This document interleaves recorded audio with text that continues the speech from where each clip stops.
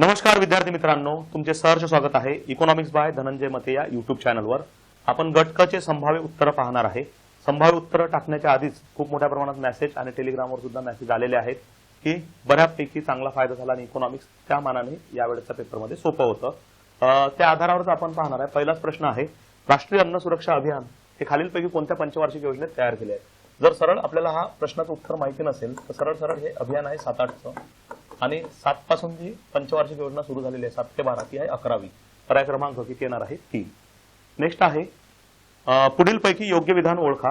राष्ट्रीय उत्पन्न वाढलं पाहिजे, प्रोडक्शन वाढलं पाहिजे, रोजगार पातळीत वाढ झाली पाहिजे, हे प्रतिकूल परिणाम टाळण्यासाठी म्हणजे हे रोजगार पातळी वाढली पाहिजे, उत्पादन वाढलं पाहिजे आणि उत्पन्न वाढलं पाहिजे, म्हणजे प्रतिकूलकडून अनुकूलकडे गेलो पाहिजे।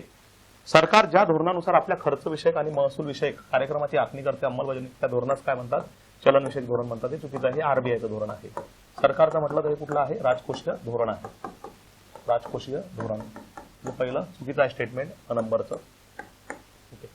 त्यानंतर बघा, अर्थव्यवस्थेचे कार्य सुरळीतपणे चालण्याच्या दृष्टीने राजकोषीय धोरणाला 1929 ते 33 नंतरच्या काळात महामंदी नंतरच्या काळात अधिक महत्व प्राप्त झाले। जेएम केन्स हे बऱ्यापैकी आपण प्रत्येक वेळेस घेतो। केन्सचा मॅक्रो इकॉनॉमिक्स मध्ये मोठ्या प्रमाणात वाटा आहे आणि डेव्हलप करण्यामध्ये मोठा वाटा आहे। हे ब नंबरचं स्टेटमेंट योग्य आहे। पर्याय क्रमांक फक्त ब। जेव्हा 1929 ची मंदी आलेली होती बऱ्यापैकी तेव्हा इकॉनॉमींना सांगितलं होतं जेएम केन्स यांनी की तुमचे जे राजकोषीय धोरण आहेत त्यामध्ये तुटीचा अर्थसंकल्प असावा, सोबतच सरकारने खर्च हा जास्तीत जास्त करावा। पर्याय क्रमांक किती येणार आहे? 2। पुढील पैकी कोणती जोडी बरोबर आहे? म्हणजे 4 पैकी एकच जोडी आपल्याला काढायची आहे। तर हे 14 वित्त आयोगाचे अध्यक्ष हे परफेक्ट आहेत। वाय व्ही रेड्डी हे 14 वित्त आयोगाचे अध्यक्ष होते। पर्याय क्रमांक किती येणार आहे? 1। खालील पैकी 14/8/2018 पासून म्हणजे हे जनधन योजनेचा हा दुसरा टप्पा आहे। जनधन योजनेच्या दुसऱ्या टप्प्यामध्ये खालीलपैकी काय 3 प्रमुख कोणत्या सुधारणा झाल्या? ओव्हरड्राफ्ट सुविधा ही 100% वाढवली होती 10,000 रुपयापर्यंत। ओव्हरड्राफ्ट सुविधा वाढवली, हे स्टेटमेंट पूर्णपणे बरोबर आहे। विमा संरक्षण 1 लाखावरून 2 लाख केले होते। वयोमर्यादा सुद्धा 65 पर्यंत केलेली आहे। पर्याय क्रमांक किती येणार? 3। 1991 मध्ये स्थापन झालेली एम नरसिंहम समिती खालीलपैकी कशा संदर्भात आहे? ही नाही, औद्योगिक आधारमध्ये रुपयाच्या परिवर्तनाबाबत एस तारापूर होती। ही वित्त विषयक बाबींसाठी आहे। समित्यांचा एक बऱ्यापैकी व्हिडिओ आहे आपल्या युट्यूबला खाली, ते बऱ्यापैकी त्यातल्या समित्या अधूनमधून कंटिन्यू रिपीट आढळतात। वित्त विषयक सुधारणा, financial sector reform plus banking sector reform असे 2 संदर्भात होती 1991 ची। आणि दुसरी जी आहे 1997 ची ती फक्त बँकिंग बाबत होतं। आपल्याला विचारले 91 त्यामुळे पर्याय क्रमांक किती येणार आहे? 4। नेक्स्ट आहे, सरकारने मे 2016 मध्ये एफआरबीएम कायद्याच्या हा प्रश्न रिपीट झाला 5 सदस्यांची समिती नियुक्त केली। त्याचे अध्यक्ष कोण होते? तर 2016 साली एफआरबीएमच्या समितीचे प्रमुख जे होते ते होते एन के सिंग। पर्याय क्रमांक किती येणार आहे? 2। नीती आयोग स्थापन हा खूप सोपा आहे। 1 जानेवारी 2015 याला 10 वर्ष कंप्लीट झाले म्हणून प्रश्न येणार। आपण पास्ट टू करंट एक इव्हेंट्स युट्यूबला सुद्धा घेतलेला आहे, लेक्चरमध्ये सुद्धा वारंवार सांगितलं होतं। 1 जानेवारी 2015 ही डेट आपल्याला आयोगानं विचारलेली आहे। दारिद्र्य रेषेच्या व्याख्यांचे स्पष्टीकरण कोणत्या समितीने दिले? सोप्या भाषेत गरिबीबाबत खालीलपैकी कोणत्या समित्या होत्या? तर तेंडुलकर पण होती, रंगराजन पण होती, हे बरोबर आहे। टॅक्स बाबत आर.एन. मल्होत्रा हे विम्याबाबत होती। अ आणि ब। पर्याय क्रमांक किती येणार आहे? 2। म्हणजे समित्यांबाबतचा तिसरा प्रश्न आहे। नेक्स्ट, औद्योगिक धोरणाबाबत आपल्याला चुकीचं विचारलेलं आहे। 1948चं पहिलं औद्योगिक धोरण हे मिश्रवर होतं, हे बरोबर आहे।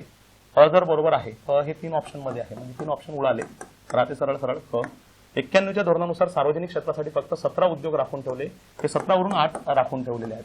91 साली किती होते? 8 राखून ठेवले। आधी 1956च्या औद्योगिक धोरणात 17 होते, 17 वरून ही संख्या कितीवर आणली? 8। आणि करंट मध्ये आता 2च आहेत, रेल्वे आणि अणुऊर्जा आहे।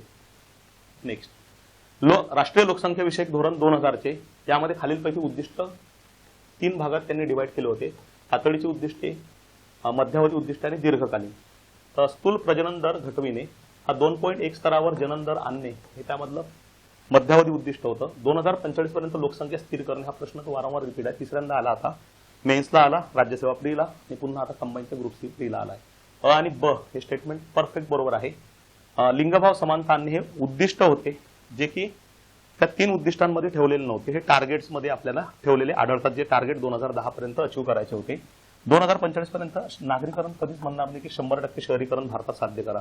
तर ड नंबरचा पर्याय पूर्णपणे चुकीचा आहे। परफेक्ट उद्दिष्ट ऑप्शन जे निघते ते अ आणि ब। तसं अ ब क येईल काही लोकांचा, पण अ ब क ऑप्शनच नाही आहे इथं, त्यामुळे काही लोकांनी वरीलपैकी सर्व द्यायचा प्रयत्न केला असेल, पण ड नंबरचा प्रॉपरच चूक आहे, त्यामुळे परफेक्ट ऑप्शन अ आणि ब। सार्वजनिक कर्जाच्या स्थिरतेसाठी हा प्रश्न सुद्धा रिपीट आहे. स्वीकृत निकष, स्वीकृत म्हणजे जे सरकारनं स्वीकारलेले निकष आहेत, म्हणजे ते आपल्या बाबतच हा प्रश्न विचारला जनरल सेन्समध्ये भारताच्या बाबत. विशिष्ट कालावधीत कर्ज शून्य करणे, तर आपलं कर्ज हे शून्य होऊ शकत नाही, कारण की भारतामध्ये तुटीचा अर्थसंकल्प सादर केला. तो तुटीचा अर्थसंकल्प सादर केल्यामुळे बऱ्यापैकी आपल्याला कर्ज घ्यावेच लागतात. त्यामुळे पहिलं जर चुकत असेल तर दुसऱ्याच्या डायरेक्ट विरुद्ध आहे, दुसरं बरोबर आहे. भविष्यातील कर्ज, जीडीपीचे गुणोत्तर आजचे कर्ज लक्षात घेता जीडीपी गुणोत्तराचे विशिष्ट भागापर्यंत कमी करणे. सोप्या भाषेत भविष्यात जीडीपीच्या तुलनेत आपलं कर्जाचं प्रमाण कमी करणे. जर विशिष्ट कालावधीत कर्ज शून्य झालं असतं तर एफआरबीएमचं राजकोषीय तुटीचं टार्गेट हे पूर्णपणे नष्ट झाले असतं. म्हणजे पहिल्या नंबरचं स्टेटमेंट हे चुकीचं आहे, बरोबर आहे. आणि भविष्यातील कर्ज जीडीपी गुणोत्तर आजचं लक्षात घेऊनच निश्चित केलं पाहिजे. म्हणजे सोप्या भाषेत आज जर जीडीपीच्या तुलनेत कर्जाचं प्रमाण आपलं जास्त असेल तर भविष्यात ते कमी केलं पाहिजे. ब आणि क हे परफेक्ट ऑप्शन आहे. पर्याय क्रमांक 2.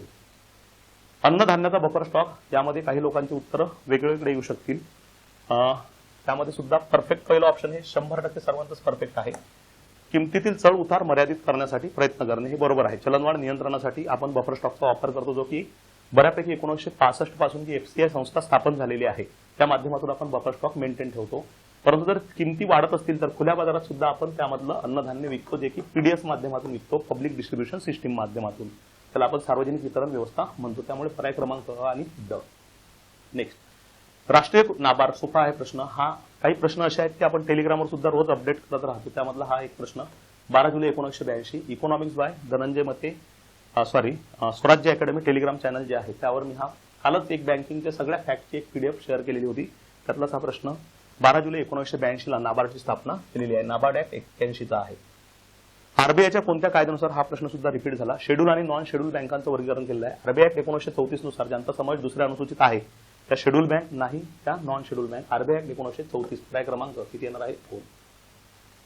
लोकसंख्या संक्रमण सिद्धांताचा तिसरा टप्पा. एकूण 3 टप्पे आहेत. त्यांनी कोणी सोडवलेला पेपर आहे काय माहित, पण एलिमिनेशन चांगले वापरले भाईने. बघा, जन्मदर आणि मृत्यूदर दोन्ही जास्त हे पहिल्या टप्प्यामध्ये होते. आपल्या युट्यूबवर सुद्धा हा लोकसंख्येचा एक व्हिडिओ घेतलेला, त्यामध्ये कव्हर केलेला हा पॉईंट. पहिल्या टप्प्याबाबत आहे, त्यामुळे हे गेलं. आपल्याला तिसऱ्या टप्प्यात विचारलेला आहे. लोकसंख्येची जलद वाढ ही दुसऱ्या टप्प्यामध्ये झाली. तीव्र गतीने लोकसंख्या वाढली. मृत्यूदरात लक्षणीय वाढ हे सुद्धा पहिल्या टप्प्यात होते. जन्मदरात लक्षणीय घट हे बरोबर आहे. हा कितवा टप्पा आहे? तिसरा टप्पा आहे. पर्याय क्रमांक ड. पर्याय क्रमांक ड म्हणजे फक्त 4. नेक्स्ट, प्रधानमंत्री धनधान्य कृषी योजना. हे सुद्धा टेलिग्रामवर करंट डेली अपडेट्स आपण स्वराज्य अकॅडमीवर जे शेअर करतो त्यामधला हा प्रश्न. इमेज मी आता शेअर केली, ती पण बघून घ्या. प्रधानमंत्री धनधान्य कृषी योजना हे आपण बजेटमध्ये पण घेतला आताच्या, की बजेटचे लेक्चर्स युट्यूबवर आहेत अजून सुद्धा.